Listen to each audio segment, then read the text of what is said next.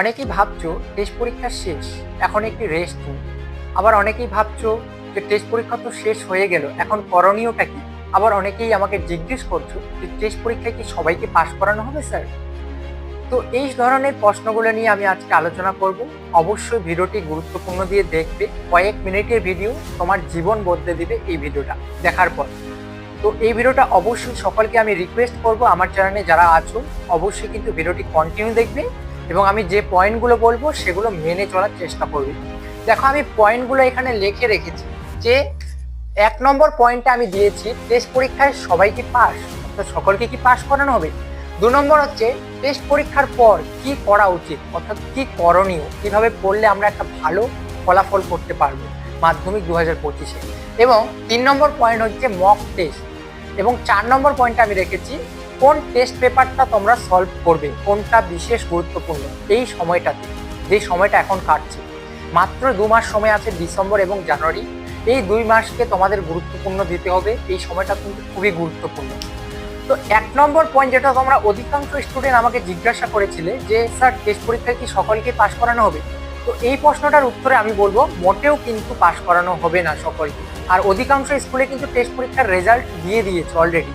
যাদের মাদ্রাসা এখনো পর্যন্ত টেস্ট পরীক্ষার রেজাল্ট দেয়নি তাদের ক্ষেত্রে বলে রাখি, তোমাদের ডিসেম্বরের ফার্স্ট উইক থেকে সেকেন্ড উইকের মধ্যে দিয়ে দেবে। যাদেরটা বেরোয় গেছে তাদের তো খুবই ভালো, তোমরা সেইটাকে ফলো করে এখন স্টাডিটা করো খুব ভালো করে। এখন কিন্তু রেস্ট করলে হবে না। যারা ভাবছো এখন রেস্ট করবে, মোটেও রেস্ট করা যাবে না।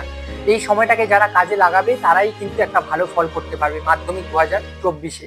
ঠিক আছে, তো এই সময়টাকে খুব ভালো করে সেলফ স্টাডি করতে হবে।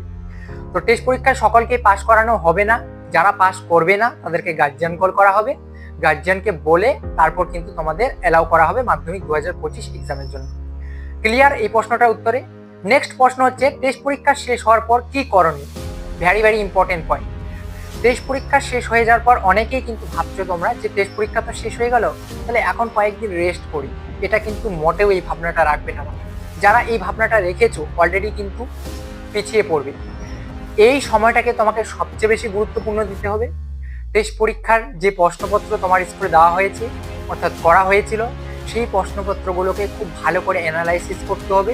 দেখতে হবে তুমি কোন কোন প্রশ্নগুলো অ্যাটেন্ড করতে পারোনি পরীক্ষার হলে, সেই প্রশ্নগুলোকে গুরুত্বপূর্ণ দিতে হবে। নেক্সট পয়েন্ট হচ্ছে তোমার যে অধ্যায়গুলো এখনো পর্যন্ত ভালো করে প্র্যাকটিস হয়নি, করতে পারোনি, সেগুলোকে আইডেন্টিফাই করা, অর্থাৎ সেই অধ্যায়গুলোকে খুব গুরুত্বপূর্ণ দিয়ে শেষ করা দ্রুত। টেস্ট পরীক্ষার প্রশ্নপত্র তুমি হাতে নেবে এবং সেখান থেকে দেখবে কোন অধ্যায় থেকে কি ধরনের প্রশ্ন করা হয়েছে এবং কোন প্রশ্নটা তুমি করতে পারোনি টেস্ট পরীক্ষা অ্যাটেন্ড। সেই অধ্যায়ের প্রশ্নটা দেখবে এবং সেই অধ্যায়গুলোর যে ধরনের প্রশ্নগুলো হয় সেগুলো প্র্যাকটিস করবে এবং খুব দ্রুত চেষ্টা করবে শেষ করার, অর্থাৎ সিলেবাসটাকে খুব দ্রুত শেষ করার চেষ্টা করবে। যারা যেভাবেই পারো কিন্তু দ্রুত শেষ করতে হবে এই 2 মাসের মধ্যে, ডিসেম্বর এবং জানুয়ারির মধ্যে। অর্থাৎ যাদের যেই টপিকটা এখনো পর্যন্ত পড়া হয়নি, যে অধ্যায়টা খুব ভালো করে পড়া হয়নি, বুঝতে পারোনি, সেই অধ্যায়টাকে খুব ভালো করে পড়ে নিতে হবে। তার সাথে আগে যে অধ্যায়টি পড়েছিলে সেই অধ্যায়টি রিভাইজ করতে হবে। 3 নম্বর পয়েন্ট হচ্ছে mock test. Very very important point. Mock test খুব ইম্পর্টেন্ট। যে অধ্যায়গুলো তোমার অলরেডি হয়ে গেছে সেই অধ্যায়গুলোর উপরে গুরুত্বপূর্ণ দিয়ে পরীক্ষা দিতে হবে, মক টেস্ট দিতে হবে, বারবার মক টেস্ট দিতে হবে, প্লাস টাইম ধরে দিতে হবে। 90 মার্কসের মক টেস্ট দিবে তুমি এবং সেখান থেকে তোমার 3 ঘন্টা টাইম দেওয়া হয় পরীক্ষার হলে। তার মধ্যে তুমি চেষ্টা করবে দ্রুত 2.5 ঘন্টার মধ্যে পরীক্ষাটা শেষ করার। অর্থাৎ তুমি কিভাবে কেমনভাবে পরীক্ষাটা দেবে সেটা তুমি ডিসাইড করবে। আমার বলার কাজ আমি বলছি, যারা মেনে চলবে দেখবে একটা খুব ভালো রেজাল্ট করতে পারবে। যারা আশা করছো 100-তে 100, 90+ পাওয়ার, তাদের কিন্তু এই পয়েন্টগুলো কিন্তু খুবই গুরুত্বপূর্ণ। মোস্ট ইম্পর্টেন্ট যে পয়েন্টগুলো খুবই গুরুত্বপূর্ণ সেই পয়েন্টগুলোই কিন্তু আমি আলোচনা করছি।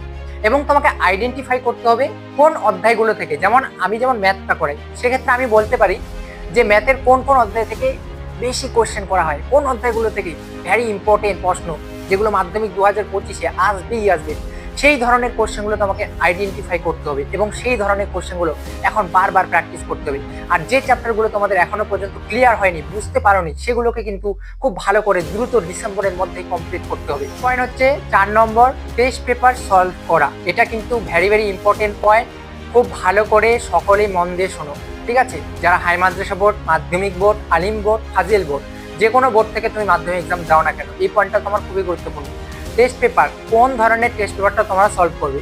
তোমাদের পর্ষদ থেকে একটা টেস্ট পেপার দেওয়া হবে, সেটা ফ্রি, একদম বিনামূল্যে, কোনো টাকা নেবে না।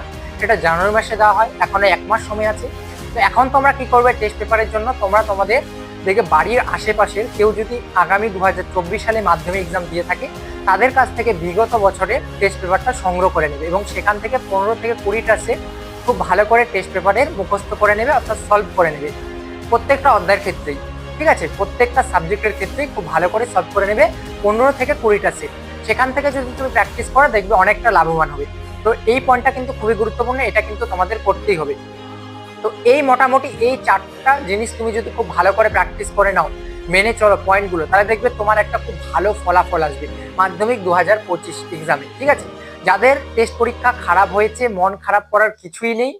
এখন তুমি আইডেন্টিফাই করো তোমার কোন জায়গাটায় ঘাটতি রয়েছে, ভালো করে পড়াশোনাটা করতে হবে। এখন তোমরা সকলেই যারা হাই মাদ্রাসা বোর্ড থেকে রয়েছো, আলিম বোর্ড থেকে রয়েছো অথবা ফাজিল বোর্ড থেকে রয়েছো, আমাকে অবশ্যই কিন্তু তোমাদের স্কুলের টেস্ট পরীক্ষার প্রশ্নপত্রটা হোয়াটসঅ্যাপে সেন্ড করে দেবে। ঠিক আছে?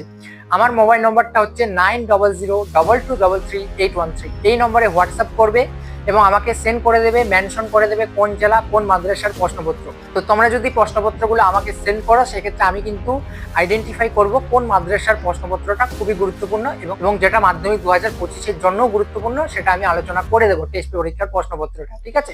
তো অবশ্যই কিন্তু আমাকে গুরুত্বপূর্ণ দিয়ে এই প্রশ্নপত্রগুলো সেন্ড করবে। আর যেগুলো পয়েন্ট আমি বললাম খুব ভালো করে মেনে চলো, দেখবে পরীক্ষার ফলাফল তোমার খুবই ভালো হবে 2025-এ। এই কাজগুলো তোমাকে করতেই হবে। 1 নম্বর পয়েন্ট, তোমাকে হচ্ছে পরীক্ষার পর কি কি করণীয় করতে হবে টেস্ট পরীক্ষার পর, সেটা আমি বললাম। খুব ভালো করে যে অধ্যায় প্র্যাকটিস করি সেগুলো খুব ভালো করে আইডেন্টিফাই করে সেগুলো পড়তে হবে দ্রুত। তার সাথে যে টপিকগুলো তোমার পড়া হয়ে গেছে সেগুলোকে রিভাইজ করতে হবে। 2 নম্বর পয়েন্ট হচ্ছে বেশি বেশি মক টেস্ট দেওয়া। যত পারবে এখন মক টেস্ট দেবে, 2-2.5 ঘন্টার মধ্যে পরীক্ষাটা শেষ করার চেষ্টা করবে, ধরে ধরে টাইম ধরে পরীক্ষা দেবে অধ্যায় ভিত্তিক। এবং 3 নম্বর পয়েন্ট হচ্ছে টেস্ট পেপার সলভ করা, বেশি বেশি টেস্ট পেপার সলভ করবে এখন। এই 3টা কাজ তুমি খুব দ্রুত করো এবং সিলি মিস্টেক করবে না অঙ্কের ক্ষেত্রে। ঠিক আছে? দেখবে সিলি মিস্টেক অনেকেরই হয়, সেই জন্য দেখবে অনেকের টেস্ট পরীক্ষায় অনেক কম নম্বর এসেছে। এই কারণেই আসে। কেন টেস্ট পরীক্ষা কম নম্বর আসে? তোমাদের সিলি মিস্টেক, বানানে ভুল হয়, সিলি মিস্টেক হয় অঙ্কে। এই কাজগুলো হলে কিন্তু পরীক্ষার ফলাফলটা কমে আসবে। ঠিক আছে? নম্বরটা কমে আসবে।